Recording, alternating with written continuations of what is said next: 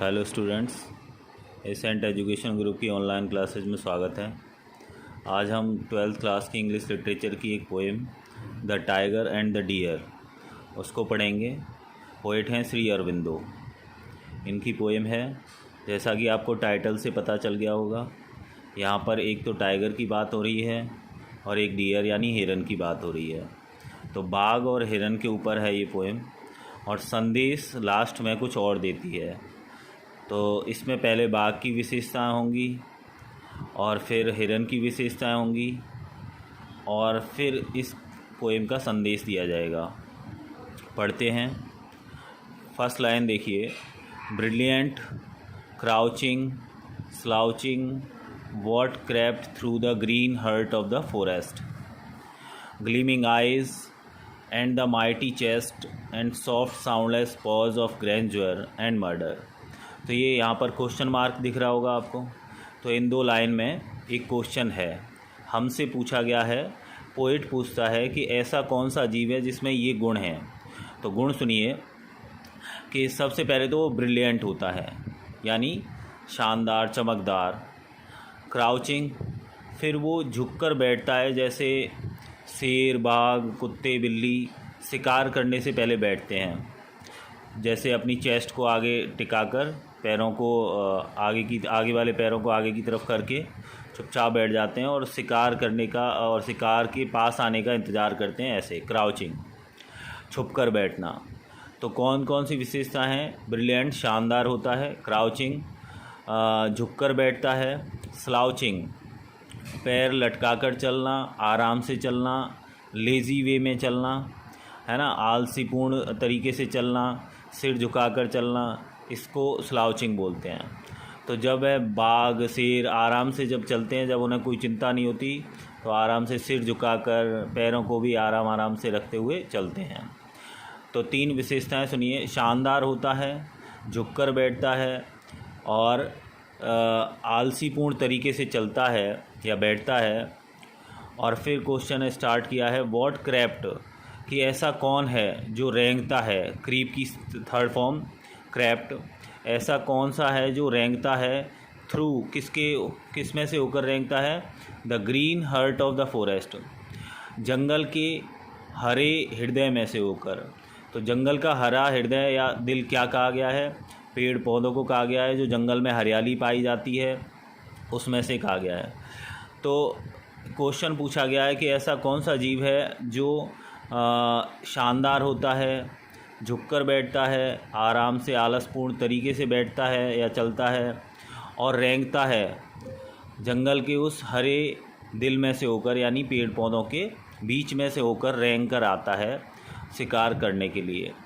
Gleaming eyes, जिसकी आंखें चमकदार होती हैं। आपने इनकी आंखें देखी होंगी, शेर, बिल्ली, चीता, बाघ, इन सब की आंखें चमकदार होती हैं। तो ग्लीमिंग आइज़, जिसकी आंखें चमकदार होती हैं। एंड माइटी चेस्ट, और ताकतवर, माइटी माने ताकतवर, स्ट्रॉन्गर, तो ताकतवर जिसकी चेस्ट होती है, छाती होती है। एंड सॉफ्ट साउंडलेस पॉज, और जिसके जो पॉज माने जो पंजे होते हैं, पॉ माने पंजा, जो नीचे की तरफ गद्दी लगी होती है खाल की मोटी सी, तो उससे क्या होता है, वो साउंडलेस हो जाते हैं, यानी उनके पैरों की चलने की आवाज़ नहीं आती, बड़े आराम से चलते हैं। और नीचे जो पंजे के नीचे जो मांस की जो गद्दी लगी रहती है, मांस की जो सॉफ्ट सी जो भाग लगा रहता है, उसके कारण उनके पंजों की आवाज़ नहीं आती। तो जिसकी ताकतवर चेस्ट है और जिसके सॉफ्ट माने कोमल और साउंडलेस माने बिना आवाज़ करने वाले पंजे होते हैं, ऑफ ग्रेंजुअर माने महिमाशाली।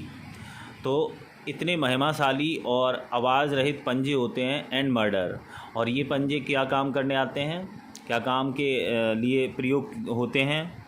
ये होते हैं हत्या करने के लिए। तो ये हमसे क्वेश्चन पूछा गया है कि देखिए, ब्रिलियंट, शानदार, क्राउचिंग, झुककर चलने वाला, स्लाउचिंग, आलसपूर्ण तरीके से बैठने वाला या चलने वाला, ऐसा कौन सा जीव है जो जंगल के हरे हृदय में से होकर रेंगता है, क्रीप करता है, जिसकी आंखें चमकदार होती हैं, ताकतवर चेस्ट होती है, and soft soundless paws of grandeur and murder, और जिसके कोमल और बिना आवाज़ किए हुए पंजे होते हैं, महिमाशाली और हत्या करने के काम में आने वाले। ऐसा कौन सा जीव है? तो हमें पता चल जाता है ऐसा है टाइगर। पोएट बात कर रहा है टाइगर की। अब नेक्स्ट लाइन देखिए, the wind slipped through the leaves, की जो हवा होती है, स्लिप्ड थ्रू माने चुपके से गुजरना, है ना, बिना किसी नज़र में आए गुजरना, चोरी छिपे गुजरना। तो जो हवा होती है चोरी छिपे गुजरती है, द लीव्स माने पत्तियों से होकर, जो पेड़ की पत्तियां होती हैं। तो जब जहाँ पर बाग होता है, ये केवल एक कल्पना है, जहाँ पर बाग होता है वहाँ पर तो हवा तक भी इतनी चोरी से गुजरती है कि उसकी नज़र में नहीं आ जाए।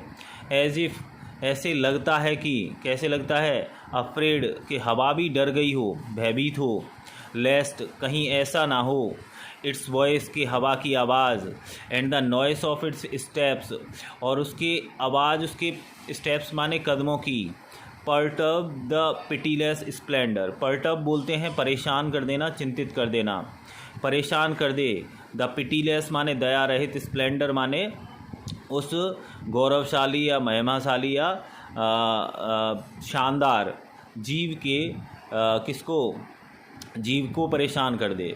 तो हवा भी है, यहाँ तक कि हवा भी, देखिए यहाँ पर उसके घातक होने और कितने मतलब क्या भयंकर होने को दर्शाया गया है कि टाइगर कितना क्या होता है, ख़तरनाक होता है। तो हवा तक भी पत्तियों से इतनी चोरी छिपे गुजरती है जैसे वो भी डरती हो, भयभीत हो, कहीं ऐसा ना हो, लेस्ट माने कहीं ऐसा ना हो कि उसकी आवाज़, हवा की आवाज़, और उसके कदमों की आवाज़, हवा के कदमों की आवाज़, परटर्ब माने परेशान हो जाए, परेशान कर दे, द पिटीलेस स्प्लेंडर, उस दया रहित क्या शानदार जीव को। तो हवा तक भी चोरी छिपे गुजरती है बाघ को देखकर कि कहीं ऐसा ना हो कि उसकी आवाज़ और उसके कदमों की आवाज़, यानी हवा के चलने की आवाज़, उस दया रहित उस शानदार जीव को परेशान कर दे। परटर्ब माने परेशान कर देना, चिंतित कर देना। नेक्स्ट पढ़ते हैं, हार्डली डेयरिंग टू ब्रीथ, यहाँ तक कि हवा भी या कोई इंसान भी जब उसके आसपास होता है तो मुश्किल से ही उसमें साहस होता है। डेयर माने साहस, क्या करने का, ब्रीथ माने सांस लेने का। तो यहाँ तक कि जब बाघ को देखते हैं तो मुश्किल से ही सांस लेने की हिम्मत होती है, डेयर होती है, साहस होता है। तो हार्डली डेयरिंग टू ब्रीथ, मुश्किल से ही हिम्मत होती है सांस लेने तक की।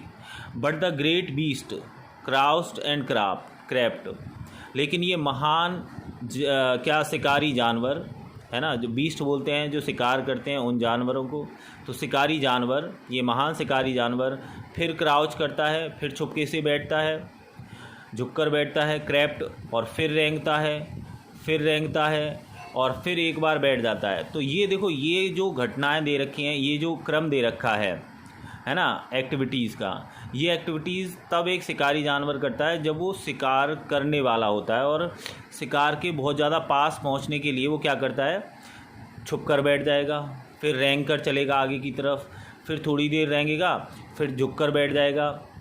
तो वो क्या करता है, वो शिकार के जितना करीब हो मतलब जा सकता है उतना जाने का प्रयास करता है ताकि शिकार भाग नहीं जाए, और एक निश्चित दूरी पर से वह भागना स्टार्ट कर देता है और शिकार करता है, जीव को पकड़ लेता है। तो ये छुपकर जो होने वाली जो ये एक्टिविटीज़ हैं, ये तब की हैं जब ये महान जंगली जानवर क्या करता है, शिकार करने के लिए जब जाता है। तो ये महान शक्तिशाली क्या करता है, जीव जानवर, ये करता है, बैठता है, झुककर बैठता है, रेंगता है, रेंग कर फिर एक बार झुककर बैठ जाता है, लास्ट टाइम, अंतिम बार। ये लास्ट टाइम किसका है कि अब वो शिकार पर उछलने वाला है, शिकार को पकड़ने वाला है। नॉइसलेस, बिना आवाज़ किए, फैटल माने प्राणघातक, ठीक है, हानिकारक, तो बिल्कुल बिना आवाज़ किए और प्राणघातक ये क्रियाविधि करता है। टिल सडनली, और ये जब तक करता है अचानक, death leaped on the beautiful wild deer, कि मौत उछल जाती है। ये मौत किसके रूप में आई है, बाघ के रूप में, टाइगर के रूप में। मौत, लीप ऑन माने उछल जाना, तो वह उछलती है मौत, on the beautiful wild deer, उस सुंदर से जंगली हिरन के ऊपर, एज ए ड्रंक, कब उछलती है, जब वो पानी पी रहा होता है, अनसस्पेक्टिंग बिना किसी संदेह के, उसे कोई संदेह नहीं होता कि आसपास उसके कोई बाघ भी है जो उसका शिकार करने आया है। तो अनसस्पेक्टिंग, बिना संदेह, बिना शक किए। फ्रॉम द ग्रेट पूल, और वह पानी पी रहा होता है उस बड़े से तालाब से। In the forest coolness and shadows, जो जंगल की ठंडे क्षेत्र में है, एंड शैडो माने छाँवदार क्षेत्र में है। तो आसपास आपको पता है तालाब के आसपास क्या होते हैं, पेड़ होते हैं। तो जब वो उस छाँवदार और ठंडे स्थान पर जंगल के उस पूल से पानी पी रहा होता है बिना शक किए हुए, बिना संदेह किए हुए, तब अचानक मौत उछल कर आती है उस सुंदर जंगली हिरन के ऊपर। ठीक है, तो ये घटनाएं आपने पता है कि बाघ क्या कर रहा है। बाघ ने हिरन को देख लिया है और वह क्या करता है, झुककर बैठता है, रेंगता है उसकी तरफ, और रेंग कर आगे की तरफ बढ़ता है, फिर एक बार झुककर बैठ जाता है लास्ट टाइम, बिना आवाज़ किए और बिल्कुल प्राण घातक की तरह। और फिर अचानक मौत रूपी वह बाघ उछल कर पड़ता है उस सुंदर जंगली हिरन के ऊपर, जब वह बेचारा पानी पी रहा होता है बिना किसी शक के, अनसस्पेक्टिंग, बिना किसी शक के, बिना किसी संदेह के। फ्रॉम द ग्रेट पूल, उस बड़े से तालाब से। In the forest coolness and shadow, उस जंगल के ठंडे और छाँवदार क्षेत्र के उस तालाब से जब पानी पी रहा होता है तो मौत अचानक उछलकर उसके ऊपर गिर जाती है। नेक्स्ट लाइन पढ़ते हैं। एंड इट फेल, और वह गिर जाता है बेचारा। कौन? हिरन। टॉर्न, टीयर की थर्ड फॉर्म। टॉर्न माने फाड़ देना और चिथड़े कर देना, है ना। तो उसको फाड़ दिया जाता है। कौन फाड़ देता है उसको? बाघ फाड़ देता है हिरन को मारने के लिए। तो वो क्या करता है, वो बेचारा हिरन गिर जाता है, उसे फाड़ दिया जाता है और डाइड, और वह मर जाता है। कौन? हिरन। रिमेंबरिंग, और वे कभी कल्पना करता है कि जब वह मरता है तो वह याद करता है, रिमेंबर करता है। किसको? इट्स मेट, अपनी उस साथी को, जो हिरन की साथी होगी, हिरनी होगी, उसको याद करते हुए मरता है, जो कि लेफ्ट सोल, जो कि अकेली छोड़ दी गई थी। सोल माने ओनली या लॉनली, अकेली जो छोड़ दी गई थी, लेफ्ट कर दी गई थी। इन द डीप वुडलैंड, उस घने वुडलैंड माने जंगल में।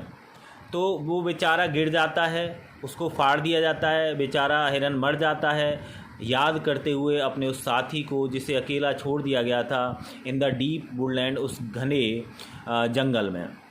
तो हिरन क्या करता है, घने जंगल में उस हिरनी को छोड़कर पानी पीने जाता है।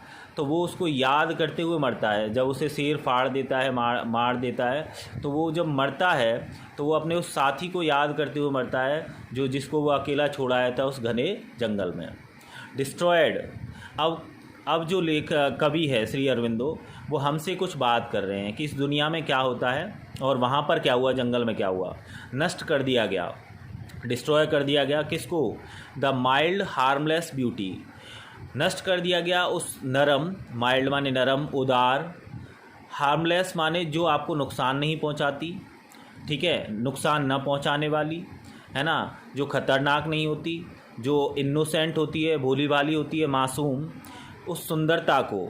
तो नरम मासूम सुंदरता को डिस्ट्रॉयड, नष्ट कर दिया जाता है by the strong cruel beauty in nature.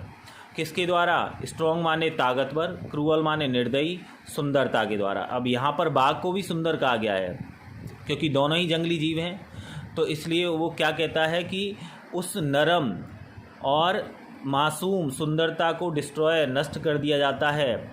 Strong cruel beauty, ताकतवर और निर्दयी सुंदरता के द्वारा इन नेचर, प्रकृति में। प्रकृति में यही होता है। क्या होता है?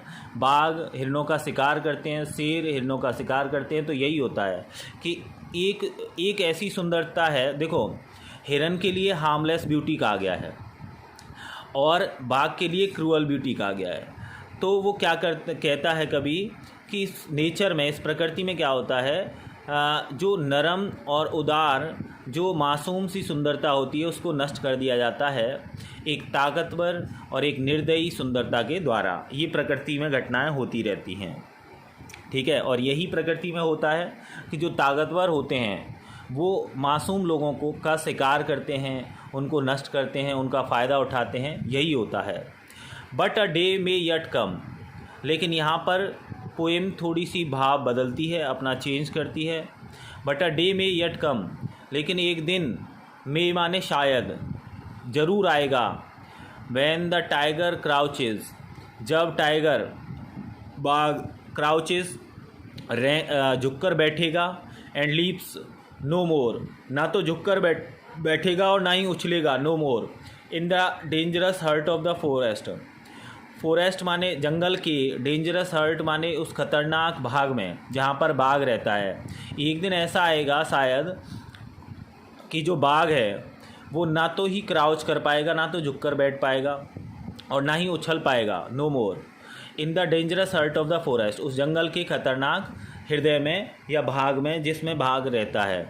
तो अब वो दिन कब आएगा, है ना। कभी कहता है कि but a day may yet come, कि एक दिन शायद ऐसा ज़रूर आएगा जब ये जो टाइगर है, when the tiger crouches and leaps no more, ना तो क्राउचेज करेगा, ना तो झुककर बैठेगा और ना ही उछलेगा, in the dangerous heart of the forest, उस खतरनाक जंगल के उस भाग में, दिल में। क्यों ऐसा दिन आएगा कि जब बाघ न तो उछल पाएगा, न झुककर बैठ पाएगा। कभी क्या सोच रहा है, as the mammoth shakes no more the plains of Asia. अब यहाँ पर आपकी जीके की ज़रूरत है कि ऐसे ही गायब हो जाएगा ये बाघ भी, जैसे मैमथ जो बड़े हाथी होते थे जिनके शरीर पर ऊनी बाल हुआ करते थे, ठीक है, बहुत बड़े बड़े बाल हुआ करते थे, उनको, बड़े हाथियों को मैमथ कहा जाता है। ये डायनासोर के बाद क्या हो गया, ये नष्ट हो गए मैमथ। तो ये ऐसे हाथी थे डायनासोर की तरह ही बड़े बड़े, है ना, और रुएदार इनके शरीर हुआ करता था, खाल पर बहुत सारे बाल हुआ करते थे बड़े बड़े। तो आप मैमथ को सर्च करेंगे गूगल पर और गूगल इमेज पर, तब आप देखेंगे कि मैमथ क्या होता है। और इसका एक ईडियम बना है, मैमथ टास्क, यानी बहुत बड़ा कार्य। तो मैमथ को एडजेक्टिव के रूप में यूज़ किया जाता है, बड़ा। तो हाथी वो बहुत विशालकाय होते थे, वो गायब हो गए, लुप्त हो गए डायनासोर की ही तरह। तो आप गूगल सर्च करके देखेंगे मैमथ क्या होता है, इमेज में सर्च करना तो आपको मैमथ की इमेज नज़र आ जाएगी, उन हाथियों की। तो as the mammoth shakes no more, ऐसे ही गायब हो जाएगा बाघ भी, ठीक है। जैसे मैमथ जो बड़े बड़े हाथी हुआ करते थे, shakes no more the plains of Asia. अब शेक माने हिलाना, कंपायमान करना, तो अब वो कंपायमान नहीं करते mammoth, no more the plains of Asia, Asia के प्लेन्स माने मैदानों को। जैसे कि मैमथ गायब हो गए और अब वो एशिया के मैदानों को अब कंपायमान नहीं करते, अब नहीं हिलाते। जब वो चलते थे तो धरती में भी कंपन आता था, तो वो इतने बड़े और विशाल थे। तो जैसे मैमथ गायब हो गए और अब एशिया के मैदानों को अब नहीं हिला पाते, कंपन कर पाते, ऐसे ही टाइगर भी एक दिन गायब हो जाएगा। वो भी बहुत शक्तिशाली थे मैमथ, वो भी बहुत बड़े थे, विशालकाय थे, लेकिन वो भी लुप्त हो गए। और अब यहाँ पर कभी का देखो, आप इंटेंशन देख रहे हो, इरादा, कि इस दुनिया में जो अच्छी चीज़ें हैं, जो मासूम हैं, जो क्या दूसरों को नुकसान नहीं पहुंचाती, वही ज़िंदा रह रही हैं। और जो शक्तिशाली हैं, जो दूसरों को नुकसान पहुंचाते हैं, जो हानिकारक हैं, और वो लुप्त हो रही हैं, ऐसी ताकतें। तो ऐसे ही कभी कहता है कि एक दिन ऐसा आएगा जब ना तो टाइगर झुककर बैठ पाएगा, ना उछल पाएगा जंगल के इस खतरनाक क्षेत्र में या हृदय में। जैसे मैमथ अब कंपायमान नहीं कर पाते एशिया के मैदानों को। Still then shall the beautiful wild deer drink from the coolness of great pools in the leaf shadow। फिर भी जब ये काम होगा, क्या काम होगा कि जब टाइगर भी गायब हो जाएगा, तब भी, स्टिल देन, तब भी, shall the beautiful wild deer, सुंदर जंगली हिरन, shall drink, पानी पिएगा, from the coolness, उस ठंडे, और ग्रेट पूल्स, और बड़े बड़े उन तालाबों से, इन द लीव्स शैडो, पत्तियों की उस छाँवदार स्थान पर। तो जब टाइगर गायब हो जाएगा ना, तब भी ये सुंदर और ये जंगली जो हिरन है तब भी पानी पिएगा, ये गायब नहीं होगा। ये एक मासूम सी सुंदरता है, ये भोली वाली सुंदरता है, ये अच्छे जीव हैं जो किसी को परेशान नहीं करते। और कभी का इरादा आपको समझ में आ रहा होगा कि इस दुनिया में वही चीज़ ज़िंदा रहती है जो दूसरों को नुकसान नहीं पहुंचाती, वही ताकत ज़िंदा रहती है। तो तब भी ये सुंदर जंगली हिरन पानी पिएगा, उसी ठंडे और बड़े से तालाबों की उन छाँवदार स्थान से और तालाब से। The mighty perish in their might. अब यहाँ पर जिस्ट है, इस कविता का सार है। सार समझिए कि जो ताकतवर लोग होते हैं, पेरिश माने नष्ट हो जाना, जो ताकतवर लोग होते हैं, जो ताकतवर जीव होते हैं, वो नष्ट हो जाते हैं इन देयर माइट, अपनी ही ताकत में, अपने ही गर्व में, अपने ही घमंड में, अपने ताकत के घमंड में स्वयं को नष्ट कर लेते हैं। The slain survive the slayer. और जो स्लेन माने मारे जाने वाला जो जीव होता है ना, जिसको मारा जाता है, तो मारे जाने वाला जीव जिंदा बच जाता है। सर्वाइव माने जिंदा बच जाना। किससे? द स्लेयर, मारे जाने वाले जीव से। तो स्लेन जिसको मारा जाता है और स्लेयर जिसके द्वारा मारा जाता है। तो जो मारे जाने वाला जीव है जिंदा बच जाता है उस हत्यारे से, जो हत्या करता है, जो मारता है। तो ये दो लाइन हैं कविता का सार कि देखिए बाघ कितना भी शानदार सही, ताकतवर सही, और खूब हिरणों का शिकार करता है। हिरन बेचारा मर जाता है अपने उस साथी को याद करते हुए। तो नेचर में क्या होता है, नेचर में एक जो मासूम सी सुंदरता होती है उसको नष्ट कर दिया जाता है, डिस्ट्रॉय कर दिया जाता है निर्दयी ताकत के द्वारा, निर्दयी सुंदरता के द्वारा। लेकिन कवि कहता है एक दिन ऐसा आएगा जब न तो बाघ उछल पाएगा, ना ही झुककर बैठ पाएगा शिकार करने के लिए जंगल के उस खतरनाक भाग में। और ऐसे ही कैसे, जैसे मेमथ जो बड़े हाथी थे वो क्या हो गए, वो अब एशिया के मैदानों को हिला नहीं पाते, कंपन नहीं कर पाते, वो गायब हो गए, वो लुप्त हो गए। ऐसे ही ये टाइगर भी लुप्त हो जाएगा और फिर भी ये सुंदर जंगली हिरन पानी पिएगा उन्हीं बड़े बड़े तालाबों से, ठंडे और पत्तों की छाँवदार स्थान से। और यहाँ पर सार है कि देखो ताकतवर जो लोग होते हैं, ताकतवर जो जीव होते हैं माइटी, पेरिस नष्ट हो जाते हैं अपनी ही ताकत के कारण, अपनी ही ताकत में। जबकि मारे जाने वाला जीव जिसकी हत्या की जाती है, सर्वाइव जिंदा बच जाता है उस हत्यारे से, उससे बच जाता है। तो ये होगा एक दिन कि बाघ नष्ट हो जाएंगे और हिरन तब भी जिंदा रहेंगे और तब भी वहाँ से पानी पिएंगे।